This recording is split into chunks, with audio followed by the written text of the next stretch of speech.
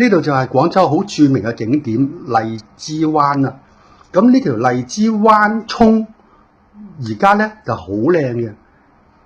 10幾20年前咧係一條臭涌，後嚟咧經過政府嘅改造咧，而家咧就變得好靚，而且變為旅遊區啦。咁佢好有特色嘅咧點咧，就係兩邊都種滿晒荔枝樹。而且今年嘅荔枝樹咧，全部都係掛果，全部有晒荔枝嘅。我都係第一次見，咁大個仔第一次見到乜嘢叫做一灣溪水綠，兩岸荔枝紅。哇！原來係咁樣嘅景色，真係好靚好靚。你見到哇啲荔枝又大個，有紅嘅，有綠色嘅，佢分批咁樣成熟，睇落去真係好靚。嗰個景色咧〜你拍起片啊，都非常之靚嘅，好出片啊！而家荔枝好大個㗎。今年咧，總嘅嚟講咧，荔枝咧係大豐收年。嗰啲果農講咧，由於舊年嘅雨水咧唔多，所以咧啲荔枝長勢好靚。不過呢度係大城市喎，而且係市區裏邊喎，都長得咁靚咧，真係少有嘅，好罕見。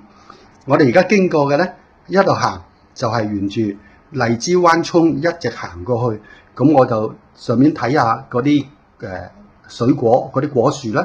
咁沿途咧都又有呢個荔枝啦、黃皮啦、芒果啦，啲長勢都好靚嘅。呢啲全部我嚟欣賞嘅，都冇市民摘㗎啦。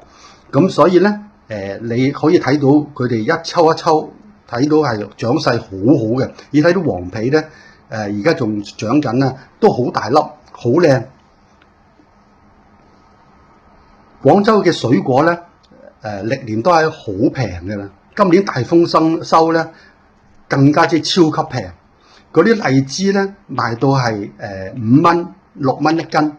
好啲嘅咧，好啲嘅品種咧，最貴都係10蚊一斤，好抵食㗎。你睇下幾靚呢度啲荔枝。呢啲仲未長熟，有啲係紅色嘅，嗰啲就熟晒㗎啦。好啦，俾你哋慢慢欣賞啦。今日就介紹到呢度啦，係咁啦，拜拜。